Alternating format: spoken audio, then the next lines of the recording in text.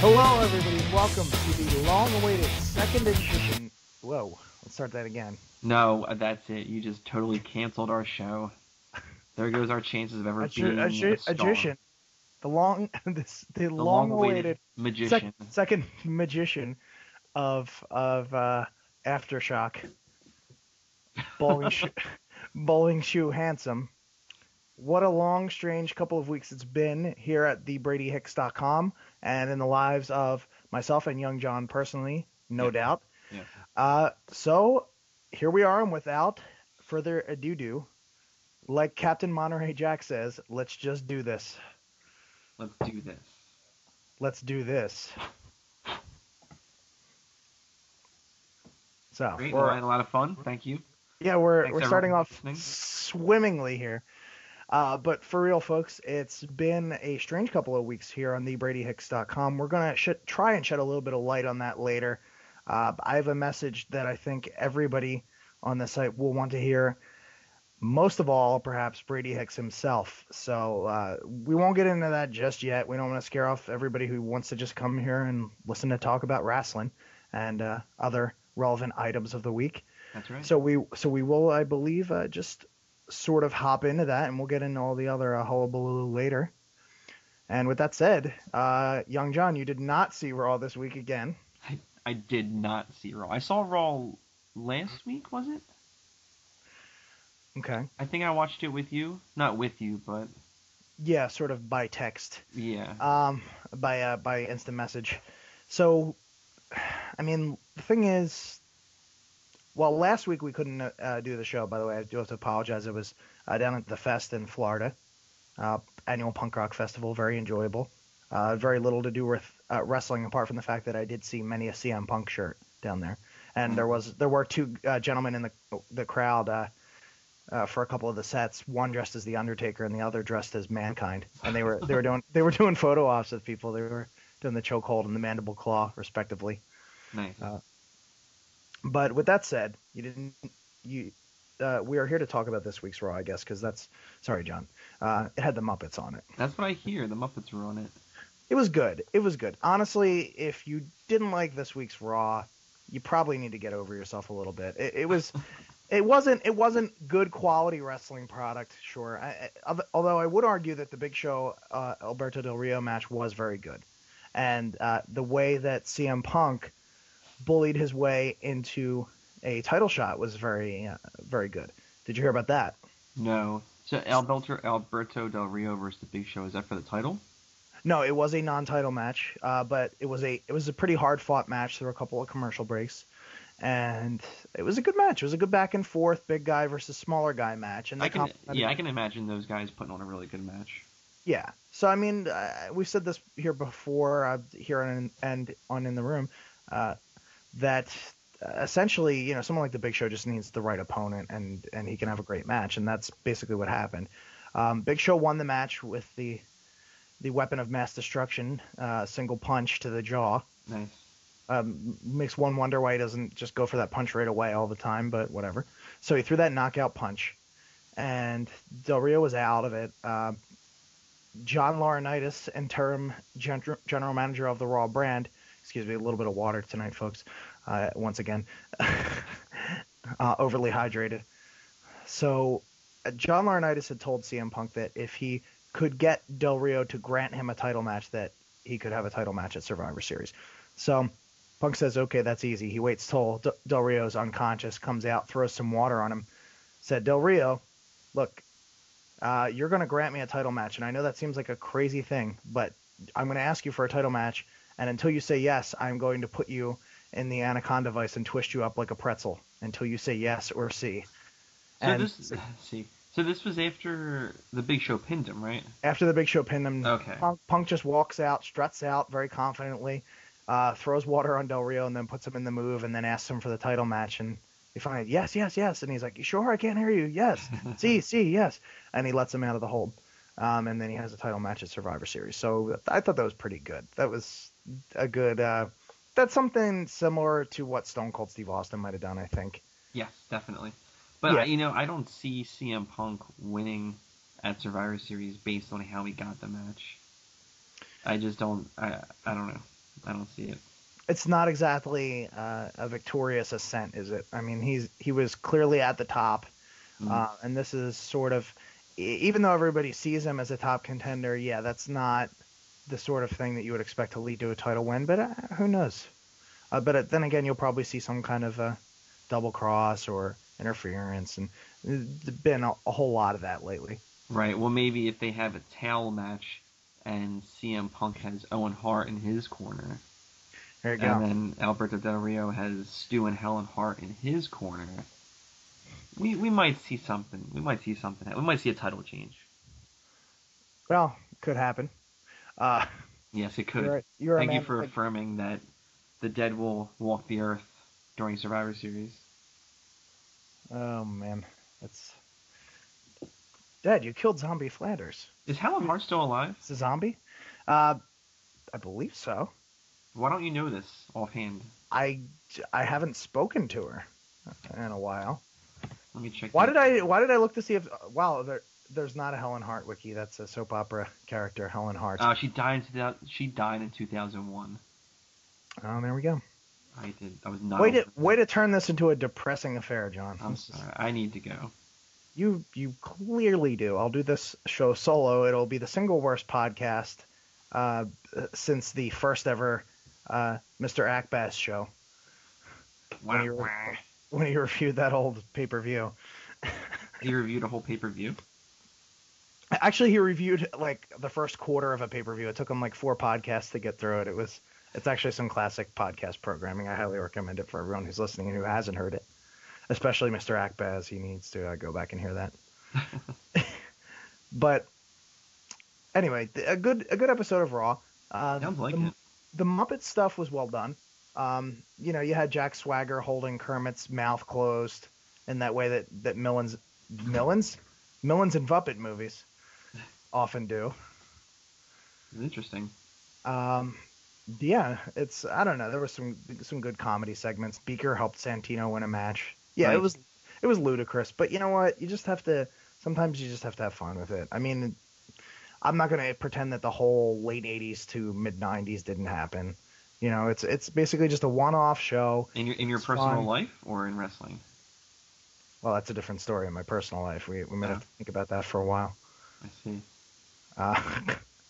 It was a tough time for me. I skinned many a knee on many a rug and cement. Yikes. Anyway, yeah. Good night, folks.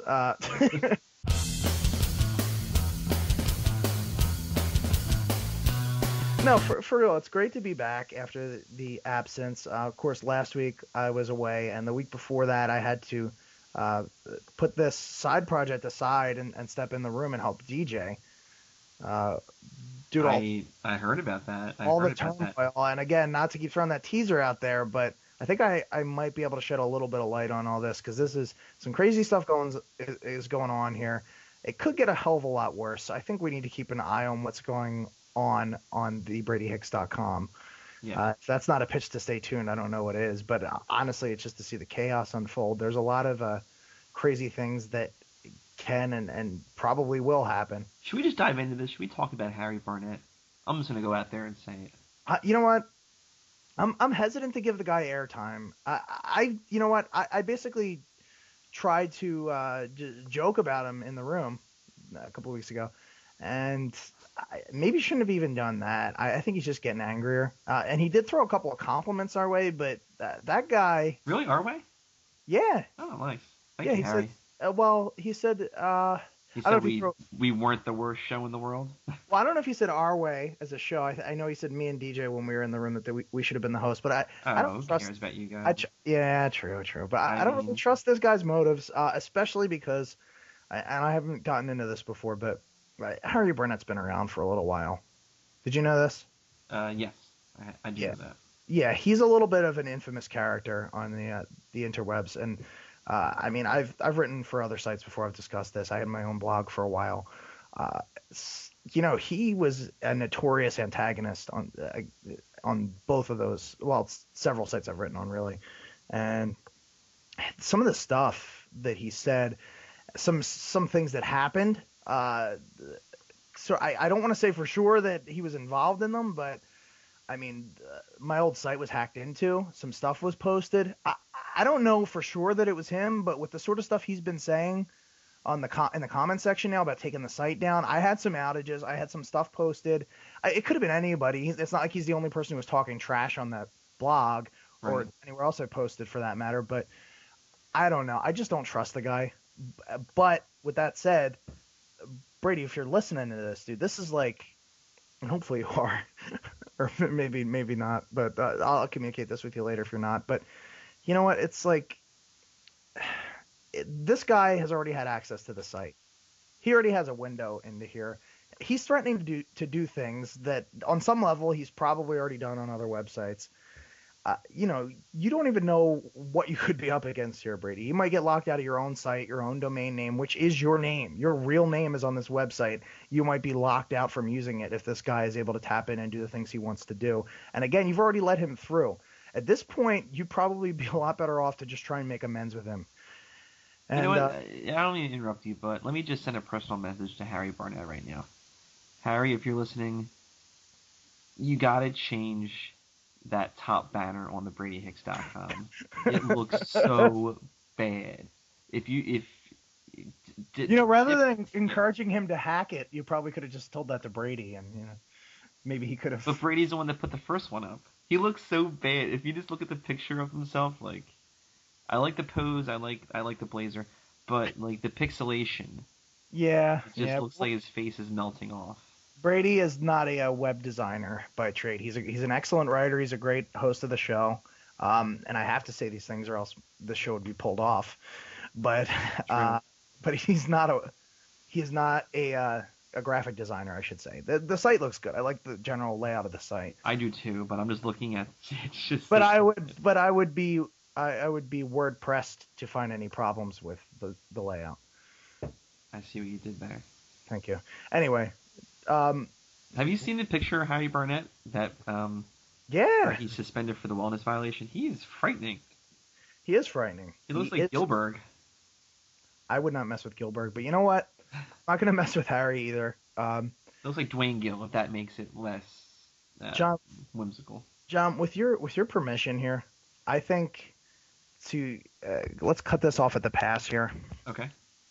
How about? I thought about reaching out to him this week.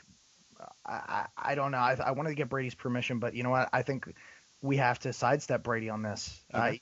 even given he's trying to keep him off the site. How about we have Harry on here next week, Harry Barnett, to tell his side of the story? Wow.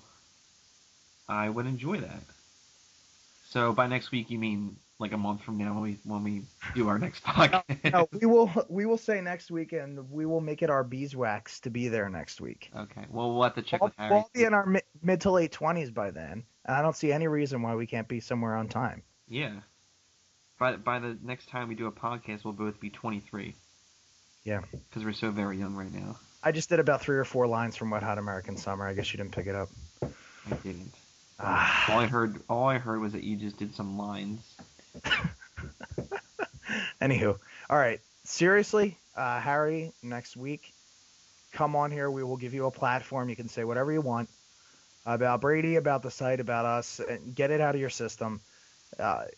We're not trying to create any problems here, but we don't want this anarchy thing. We don't want the site exposed or made vulnerable. Okay, we basically don't want a big international incident on our hands here. Yes. Okay, I agree. Right. I enjoy doing Squash Match Sunday, and I enjoy doing this podcast. So if everything else gets deleted except for our programs, I wouldn't be as upset. I don't know. I really like reading the 5-syllable or less review. That's my. You do like reading that. Every time they put it, every time that gentleman puts a new one up, Yeah. I got a text right. He had the Lenin. He had a Lenin quote this week. That being V.I. Lenin, not Jay Lenin. Jay Lennon. Yeah. Jay Leno. Have you seen this? Have you heard about this? Harry Barnett threatening to take down thebradyhicks.com. So is he really suspended for 30? You know what? I didn't have a punchline. It's okay. I don't know if he's really suspended. Ask For Brady. 30 days? He did that with Akbaz. I think it's just supposed to be a joke, but They need to stop doing drugs. That's it, plain and simple. They need to stop doing drugs, and they'll stop being suspended. I think it's funny that we come on here sipping our water and say that, but yeah, to each his own, I guess. But Yes. Well, when we get suspended, we take down the site. We'll jump right over to what was that other site? What's our competing site, and is that still around? Pop the Crowd. Yeah. Let me check. Does Pop the Crowd still exist? I'm checking right now. I'm checking as well. It's taking a long time to load. Nah, it's still up. Is it? Well, in the bar it says wrestling news and exclusive. I'm hoping it's just one of those like banner ad sites. Oh man, I don't know. All that matters to me, the only thing that interested me from that site was Rich Baker's show. And yeah, Rich Baker was a good guy. Rich Baker is awesome. A good guy. I still, despite despite his leaving the TheBradyHicks.com previously, I still talk to Rich. Rich is a good guy. But anyway, who cares about Pop the Crowd? We're trying to protect TheBradyHicks.com. Right. And yeah, we say all this with a little bit. We're going to get the predictable comments in here like, oh, stop running angles, blah, blah, blah. But like, this guy's been basically, Barnett's been a jerk for a while, right? And he has possibly done this stuff. No, he knows he's a jerk. He's proud of it. Watch your mouth, sweetheart. Look, there's nothing wrong with being a jerk. We're jerks to some degree, but like, he's pulled some stuff before. At least I'm pretty sure he has. Let's get on his good side so he doesn't pull this stuff on us. Right. And who knows how much he's kidding? You know, seriously, like if Brady maybe really is pissed off about Brady not letting him on, and maybe he's really gonna do something to the website. I mean, he could be like one of those guys from like Anonymous or he could be Julian Assange. He could be. In which case, he probably needs to be extradited. But not that I personally think that, well, we'll not get into political stuff here, but from a legal perspective, probably needs to be extradited if he's Julian Assange. Possibly. Or his drag persona, Julia Assange, as I almost said. Julius Assange. Julia Assange. Well, are you all done? Yeah, I think almost destroying us from Harry Barnett. We'll see what's happening with that. I'm just saying this is a guy who's possibly pulled some crap in the past. I don't think we should be messing around with him. It's pretty much as simple as that. But yeah.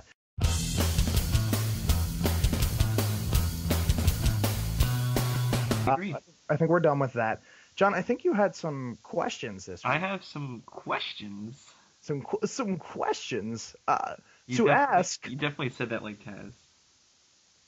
Oh, I thought it was more. Which, by the way, is the main event of the morning on Squash Match Sunday against Bam Bam Bigelow. I saw that there. I was finishing up some of the Halloween candy that I got from my Uncle Carmine's house. And I'll tell you, going to my Uncle Carmine's takes me back. We used to go there when we were kids, and we had to get there earlier in the night, because otherwise we wouldn't have much selection. It would just be a bunch of Smarties left in the bowl. Because earlier in the night, the kids went in there and they ate up all the scorebars there. And then when you go to a Red Hook session of Brooklyn, it's pretty much, baseball, familial ties, and scorebars. That's pretty much our culture there. Our raison d'etre there. Because Uncle Carmine. I know. We used to play this game. We had these marshmallows. we were getting marshmallows there. These, if you're not familiar, marshmallows are gelatinous treats made of sugar and gelatin, and you shove them in your mouth and you try to see how many you could fit at once. And it's sort of a game. It's called bunny puzzles, I believe. Chubby bunnies. Yeah, tumbly bunnies, and then tumbly bunnies. Puzzles. Tumbly bunnies, you try to fit all the marshmallows in your mouth there, and whoever gets the most in there gets the last scorebar. So, you have any questions? You have any questions? I do have some questions. Good. but not involving anything that you just said. Why are we here? Is that asteroid really going to hit the moon tonight? In the Room was 2 hours long. Probably, dude. Those guys Wow. Those guys don't shut up. Even when they don't have my help, they don't shut up. Oh, Lord. And it was just Brady and DJ. Yeah. And Matt Bourne. Yeah, well, that'll do it. Matt Bourne. That'll do it. To say, yeah. So yeah, I do have some questions. I have some questions that I might be trolling if I ask these questions, but I'm going to ask them anyway. All right. So my first question. Yeah, go ahead. Is, do you think, in your professional and personal opinion, that Jack Tunney will ever be in the Wrestling Hall of Fame? The wrestling, like... The WWE Hall of Fame. Okay. Because there are a few Hall of Fames. Do you think Jack Tunney will ever be in the Mini Golf Hall of Fame? Well, there are a few Wrestling Hall of Fames. I don't think Jack Tunney's ever going to be in the WWE Hall of Fame. I need 5 reasons as to why. Okay, well, one is that he was sort of a short-lived character. Son of a bitch.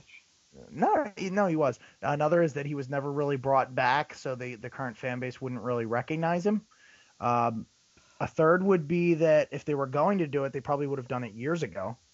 A fourth would be that they would need like a special location. He's Canadian, but I don't believe he's Ontarian, and Toronto is about the only place you'll ever see WrestleMania. I'm looking him up right now. Well, guess where he was born, Kevin. Oh, He was born, Kevin. Well, he was Ontarian. For some reason, I thought he might have been from Alberta. So, okay, perhaps at the next Toronto WrestleMania, you could see Jack Tunney inducted, though I doubt it. And I haven't quite gotten to 4 reasons. That was, I believe, only 3. So perhaps he will go in. To be honest, I have no good reasons. I just grew up with him being the president, and I would love to see him be in the Hall of Fame. Although he's dead, so he wouldn't really be in the Hall of Fame. That's all I got. That's the only question you have? No, I have more questions. All right, you should ask. I have more questions for you, Kevin. Good. My other question is, I was watching old matches, and I was wondering, in your opinion, what is Harvey Whippleman's greatest achievement? Now, granted, he played a lot of roles. He was a referee. He was a love interest of Bertha Faye. He was a manager for Kamala.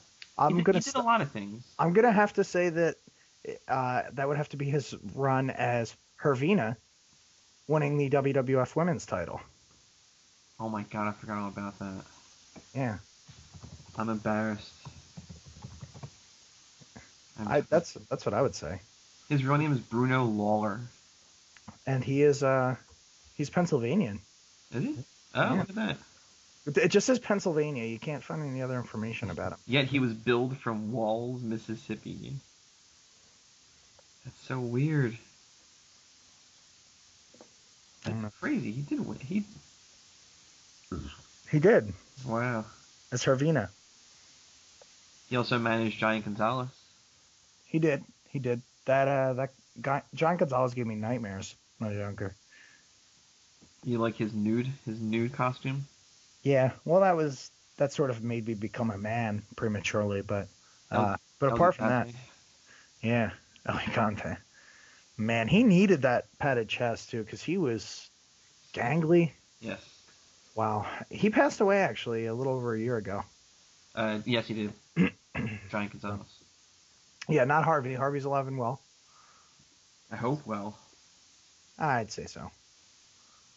And also strange that he was actually only a year older than Gonzalez was. I for some reason, I mean, he just came across as someone who'd be a little bit older than that. I thought maybe he had a good 10 years on most of the wrestlers, but I guess he was just smaller, and that's what put him into that. Right. Well, he's only 46, so imagine 20 years ago he was in the WWE, right?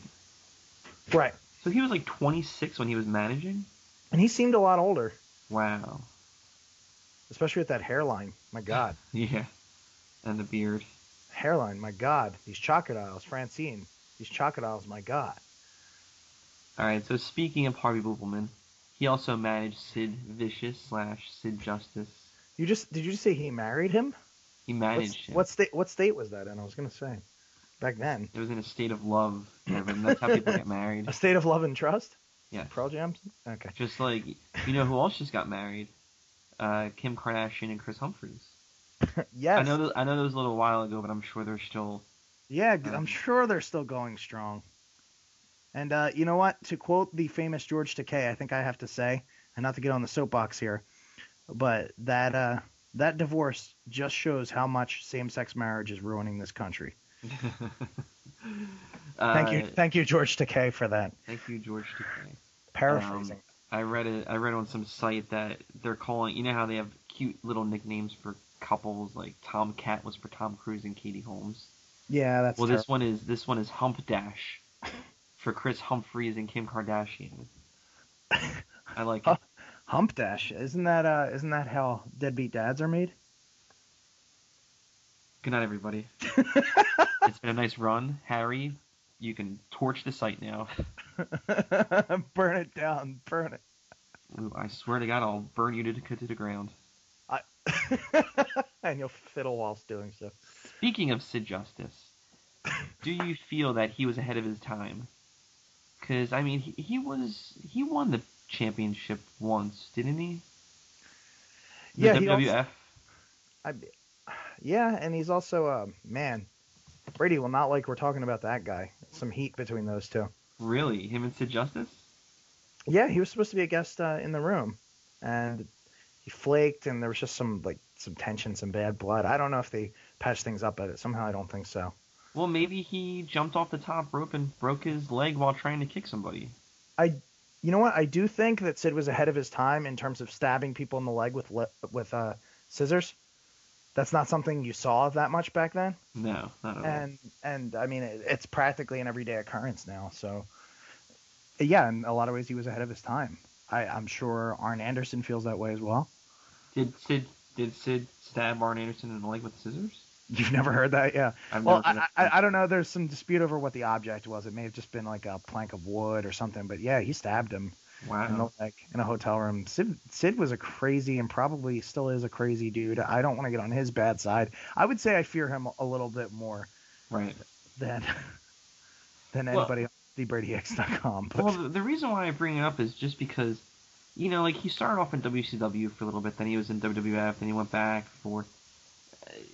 I can't really think of too many guys that were like 6'9" back then, besides the Undertaker. But like WCW in the late '80s, early '90s, right? Like a 6'9", pretty built guy. I don't know.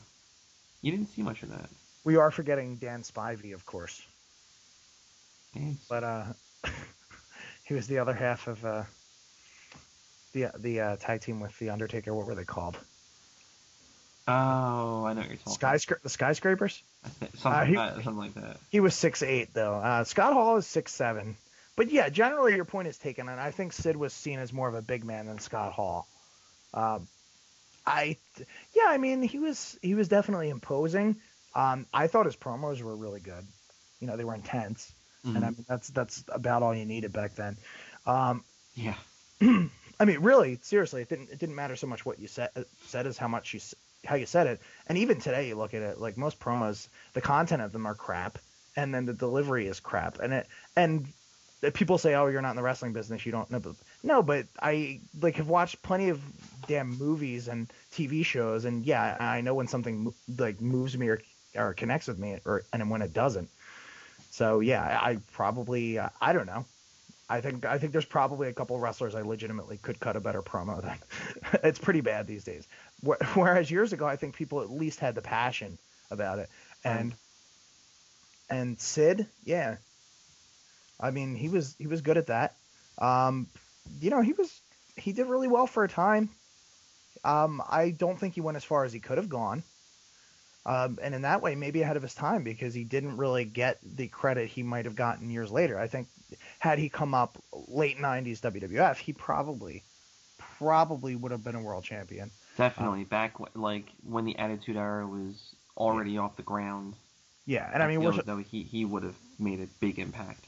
And people are going to comment and say that he was late WCW champion, but let's face it, that's not the same thing. Not at all. Not at all. Yeah, I mean, I think he's a guy that had at least some of the tools. I don't know how he got along with everybody backstage. I can't begin to guess. And again, I mean, at the risk of risk of pissing him off because I don't want to get killed. He seemed to Oh, I have. have nothing against. I mean, I'm not asking this question in a negative way. Right, right. He's one of those guys where you look back and you're like, damn, if he was around in like a different era, Yeah, and I mean, he would have been huge. He still was huge. Not as big as he could have been, but and I mean, it's probably, it's worth mentioning he was a WWF champion, but I mean, it just wasn't, yes, he was. it wasn't exactly at the company's peak of popularity. And Right. When he was champion, it kind of seemed forced, where it looked weird for him to have the title. right, right. Whereas if he had captured it when he first came in, and of course that wasn't going to happen due to the climate at the time with Hogan and Flair and whatnot. Definitely, definitely. When did he win the WCW Heavyweight Championship? Uh, I don't believe he had it except, let's see. I have to double check on this. Admittedly, I have some holes in my Sid UD backstory here. But yeah, I believe he just late WCW. I don't think he had it any other times. Late WCW. Oh, I'm actually wrong. He did. He had it twice. The first time was. I'll tell you the truth, I don't know. I remember it, like that infamous finish with him and. Chris Benoit, right? Yeah, it looks like he held it for 2 days his first time. Okay. And he by defeating the Harris brothers in a 2-on-1 match, and then defeating Kevin Nash in the same night. Wow. The Harris brothers. So that was during NWO. It was early 2000. It's so hard to take something like that for Exactly. take it for what it's worth. I mean, anybody winning a title during the NWO era, and that's even with him defeating DOA 2-on-1. Right. But the Harris twins. Yeah, the Harris twins. So, did you have any other questions? I have one more question. All right. And this is something I would love to have feedback on from our listeners. Next year's Royal Rumble. I know everyone watches the Royal Rumble and everyone, you get excited for the countdown and who's coming out next, when Cena coming out, one of the big wrestlers coming out. How would you feel if one of the heavyweight titles was on the line at the next year's Royal Rumble? Because I was just watching the 92 Rumble that Ric Flair won and won the title at. Mm-hmm. And I just feel that made it even more exciting. Because Hogan was in there, Sid was in there, Flair was in there, Undertaker was in there. A lot of big guys were in there. Anybody could have won. I mean, that's obvious for any Royal Rumble, but anybody could have won. So my question is, would next year's Royal Rumble having, let's say, the WWE title on the line, which I feel would make it way better than the World Heavyweight title? Yeah. Do you think... How cool would that be?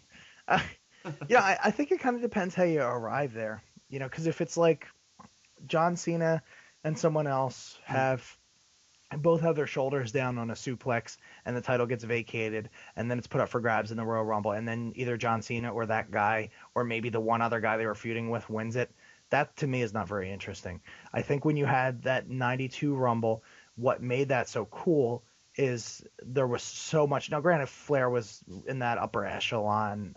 He was responsible in a way for the title being vacated because the Tuesday in Texas match took place because of what Flair did at Survivor Series. So in a way, he was locked into it. But at the same time, it was this unique set of circumstances that we had never seen before. It was a guy coming into the company who had who had a legitimate claim to being a champion. And then you had Hulk Hogan, and you had Sid coming up at that point, of course, as a good guy, assumedly. Sid Justice, right? Sid Justice, yeah.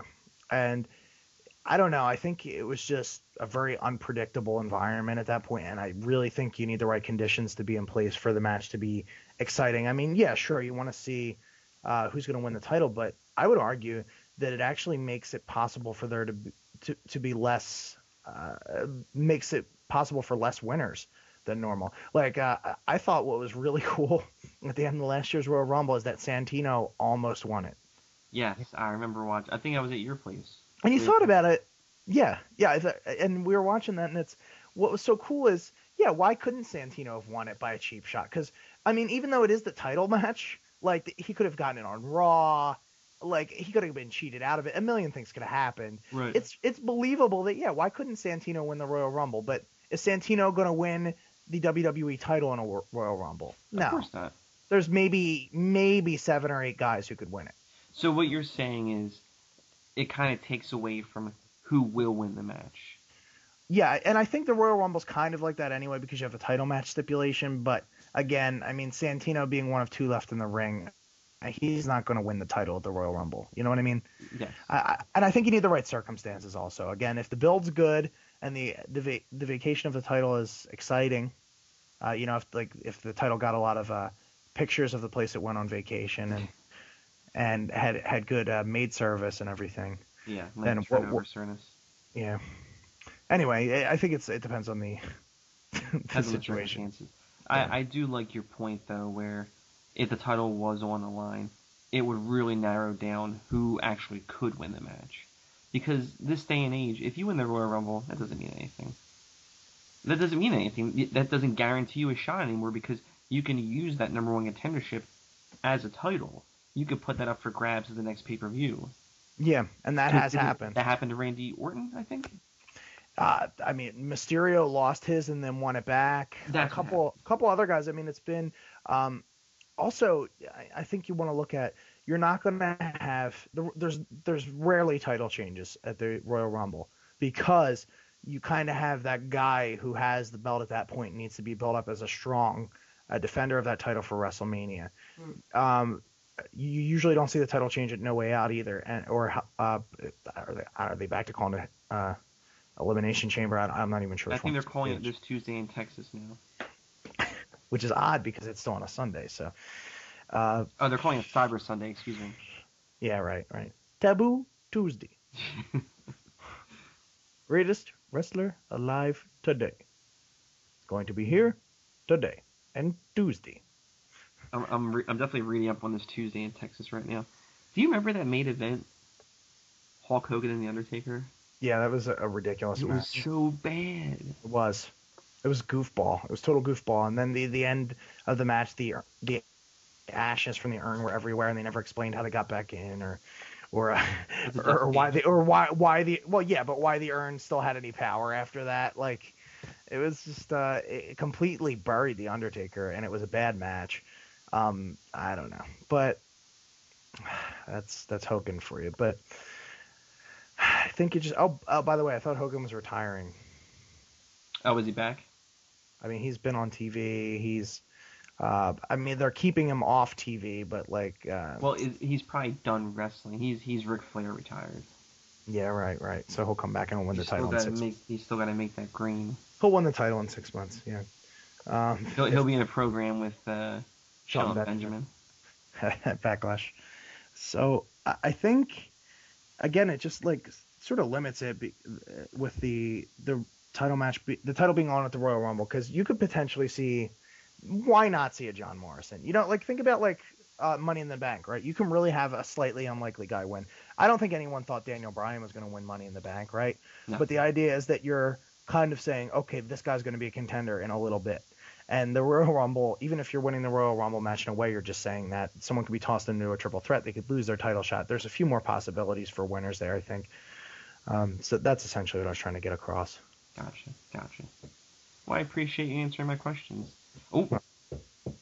What? Sorry. Did you snart? No. Wait, what's snart? Sneezing fart? Yeah. No, I was looking through matches and it started to play. No, I'll probably have some more questions next week. I think of random questions throughout the week. Like, was the Burger King ever a Prince? And some people can't answer these questions, and I just have random questions. What do you think? Did you come to any conclusions with that? I can't talk about that here. Yeah, that's the Illuminati will get you. Or Harry Barnett. The connection. Um, Harry Barnett is a defender of the Priory of Siam. But anyway, I think I had a thought earlier in the week because I did mention earlier that the Big Show Del Rio match went through a couple commercial breaks. So did a couple other matches on Raw. And I'm thinking about this, and for a while I just thought it was, oh, they have to pay the bills, blah blah blah. And then I thought about it. Are they trying to do something dramatically by doing that? Because it's always a cliffhanger, and it's like, can so and so get back into this match? Yes. Find out next, right? So can Cody Rhodes overcome the odds, and put a plastic bag over a little kid's head? Wouldn't be a good idea, but we'll see next. And so you just have this cliffhanger sort of notion to it, and you don't really have. So are they just trying to create suspense with these? Because if you think about it, you could have a 20-minute match and then have a long commercial. Think about like how a lot of radio shows are done. They'll have long segments when they have something important to talk about, and they won't interrupt, and then they'll go to have a bunch of shorter segments with commercials. Well, Kevin, radio is scripted. Wrestling isn't. Right. True enough. But supposing that wrestling were scripted. It's absolutely it's absolutely a cliffhanger. You're right. It's a dramatic trick, but the thing is, does it actually work? Because you look at this, and it's increasingly become that so much happens during the commercial break that you actually lose a big part of the match. You don't find out how you just moved across the room, and it threw me off so bad. You have no idea. Sorry, looking at young John on camera here, and I don't. There's curtains in the background now. All right, fine. I'll switch it. A lovely floral print. No, you're making it worse. Go back to the floral print. No. You see, now I'm in suspense because of your little commercial break there, so that just answered your question. I'm not sure I understood any of that past sentence or two. Anyway, I think this actually fails at creating suspense. I think let me tell you the reason why it does create suspense. Okay. After this commercial break. Are you gonna tell me? Ooh, turtle wax. I've got to buy some turtle wax.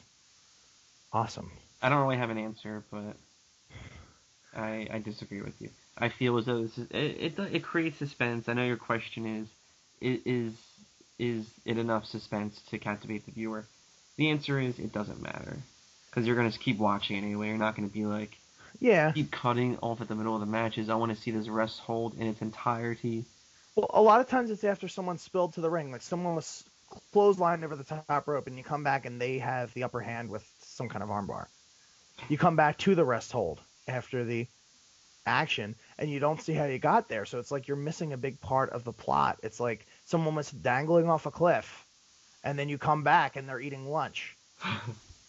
Yeah. Don't you want to see? And they used to do replays. Now they don't even bother. They used to say, well, this is how they got to the lunch table, and this is where they bought the watercress and shrimp salad sandwich. Remember they used to have that Raw Unlimited thing where you can go online and watch what was happening between the commercial breaks?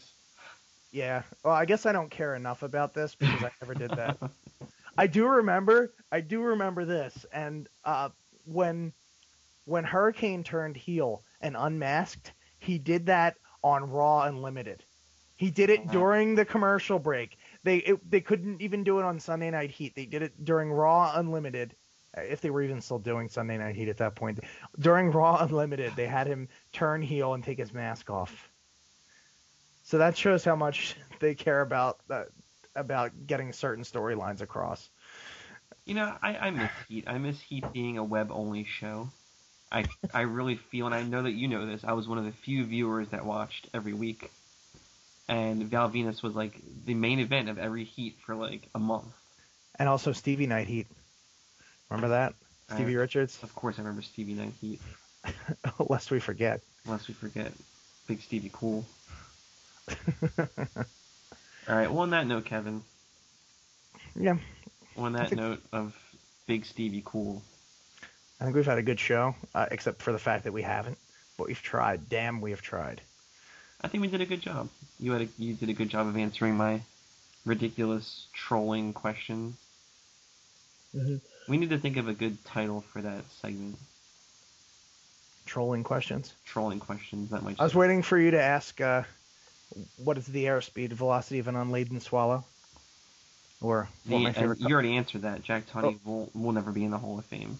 Or what my favorite color was, and then it would be blue, no yellow. That's not as funny when you say it in a monotone voice. Like I say everything. Not ejected from a bridge. Well, I think we need to eject ourselves from this bridge right now. Sorry to use that sort of innuendo here. Harry Barnett will be ejecting us very shortly. And that really is, if nothing else, take that away from this show, is that the guy's being a little bit weird and unpredictable. And just on the off chance that there's some weight to what he's saying, because, again, I've gotten some crap from this guy in the past, and not that's been brought up heretofore, but it's happened. And for that reason, I want to bring him on here, let him air out his grievances, hopefully keep the site from being hacked or something stupid happening. We don't need the site being taken down for 3 hours and then brought back up with a bunch of phalluses on it with the head of Brian Dennehy attached to them. Just look, I've been around the internet for a while. I've seen a lot of hack jobs. That may be the least pleasant one.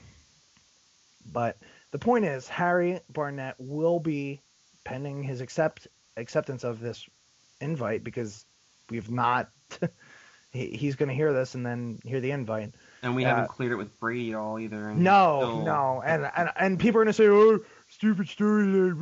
No, I have not talked to Harry about this yet. I think Brady is legitimately pissed.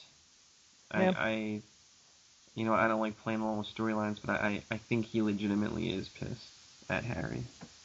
Yeah, well, I mean, he's talking a bunch of crap about him. Like, he lets Brady come up on his website, and then he just goes and he starts all these weird gonzo posts, and then, says he's going to shut the site down. And we'll see. I mean, maybe he will. Again, pretty much anybody could be a hacker or be friends with a hacker. Why are we going to... Let's just talk to him. And, if we have to... I mean, I don't know how, honestly, if he's pissed off and he's able to do that stuff, I don't know how we're going to stop him. Yeah. But, well, Harry... How about this? If we don't have Harry, we'll bring Shockwave the Robot on. How about that? That'd be good. He was the greatest guest in the history of In the Room. But Harry Barnett is invited to be on the show next week, so we can straighten this out. Again, I do want to go on the record as saying that this is a guy who has caused some problems in the past, at least verbally for me. Again, I had a blog that got hacked and it got shut down for a time. It had fake articles posted on it. I don't know who did it, but he used to go back and forth with me at that point. I would not be shocked if it was him. I don't want to mess with it, especially given that how vehemently he dislikes Brady right now. So let's just get him on here and see what happens. Okay. So next week, hopefully, Harry Barnett will get Bowling Shoe Handsome.